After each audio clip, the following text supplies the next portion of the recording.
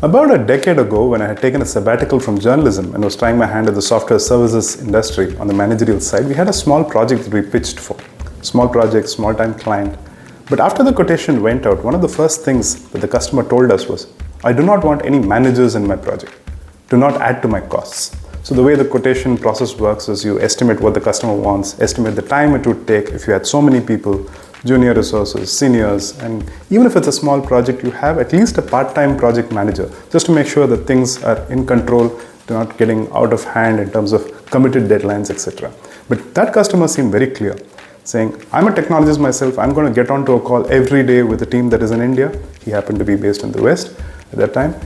And he said, I will have a full handle of what's going on. Do not add to my costs. And that was beginning to be a trend in that industry at around that time. But cut to 2024, it does not seem to have lost pace. If anything, it is gathering steam.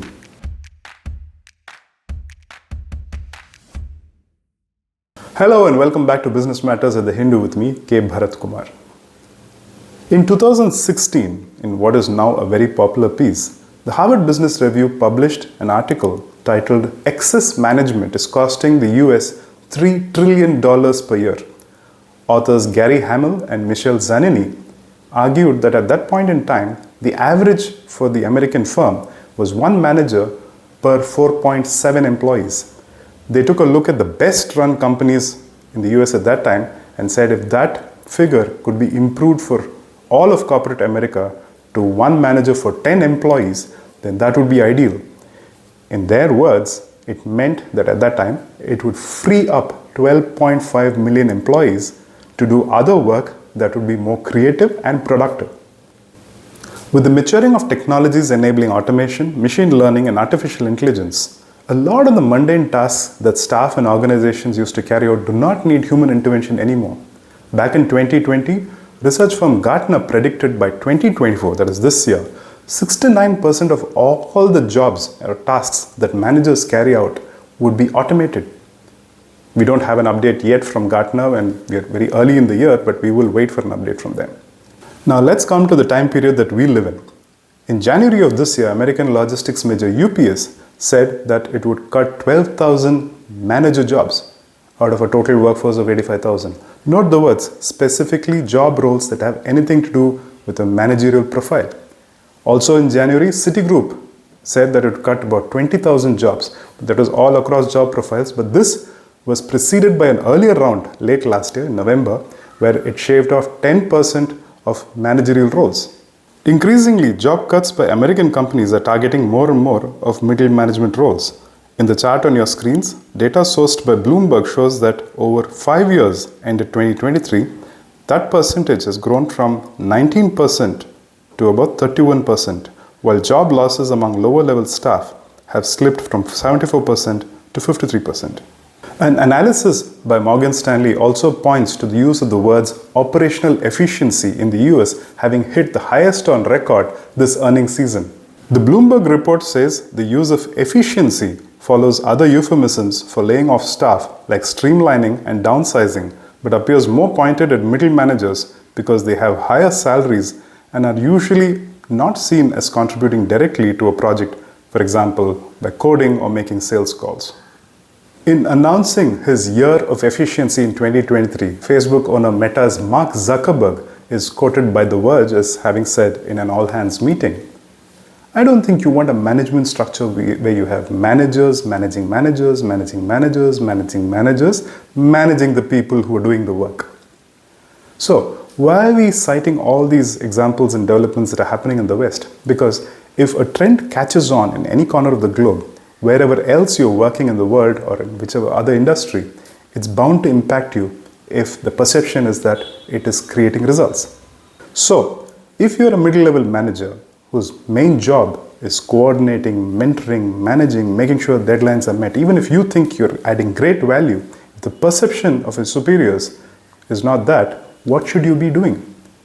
In an article for the California Management Review published by the University of California at Berkeley, lead author and renowned business management professor, Professor Vijay Govindarajan says, you have to do one or more of three things. He says, you have to fight juniorization.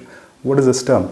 It first came about in the Wall Street arena, where middle-level managers took home fat paychecks and high bonuses, while all the hard work was, at least in the impression of superiors, being done by the junior workforce. And slowly the latter started taking over the former's job profiles because they came in at a lower cost, and again, by perception, got the same amount of work done. Now, to fight juniorization, what should you do?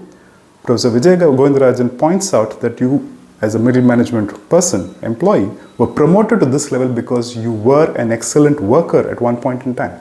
So he urges you to go back from being merely a supervisor right now to the excellent worker that you were when you relied on your job expertise, critical thinking, and acute judgment. Don't think of this proposition as a demotion, he urges you. Think that you're becoming that expert worker again, that you always enjoyed being, and being someone who will always be in demand. The second suggestion from Professor Govindarajan is to upskill. Sounds obvious, but it requires a lot of rethinking. For example, if you're, again, a lot of examples come from the IT services industry because it lends itself to such examples. If you're in the IT services industry, you're a manager, but you haven't written code in a long while, time to rethink. Remember, probably about a decade or slightly more than a decade ago, when the agile methodology was catching pace in the industry, remember the job profiles that it described. You didn't have managers. You had a product owner and a scrum master. The scrum master was the closest that came to the traditional manager role. But that person was not the manager. He or she was probably the best technical person or technical resource that you had on the team. And finally, lateralize. What the authors mean is, for example, your industry expertise can help in identifying where automation or AI can provide the most value. If you are a retail store manager, but you started your career at stocking the aisles, then you know what parts of the ale keeper's job is so mundane that technology can take over and make the ale keeper more productive. One other thumb rule that we've heard from seniors and experts is look at your own organization, and if you think there are too many generals and too few foot soldiers, then start introspecting.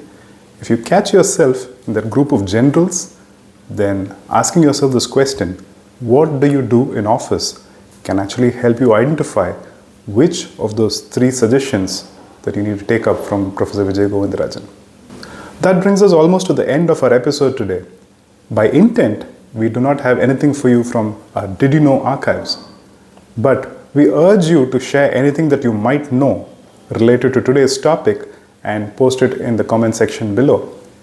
So the idea is to give a factoid that is verifiable, but also where most of the readers of your comments would say, I didn't know that. Let's see how many of us can come up with something like that. And here's the quiz question for this week. In keeping with the topic of this episode, what did Peter Drucker, said to be the father of modern management, mean when he said that all employees rise to their highest level of incompetence? And here's the answer to last week's quiz question. The question was, what is the Code of Hammurabi and when was it developed? Some of you got it right in your answers. The Code of Hammurabi is a collection of Babylonian laws developed during the reign of Hammurabi, who reigned from 1792 to 1750 BCE, of the first dynasty of Babylon. It consists of his legal decisions that were collected towards the end of his reign. These 282 case laws include economic provisions such as prices, tariffs, trade and commerce, family law, as well as criminal law. Penalties varied according to the status of the offenders and the circumstances of the offenses. That's all we have for you folks. Till we meet again next week, have a lovely time ahead. But before you go away, do not forget to like, share and subscribe. See you again soon.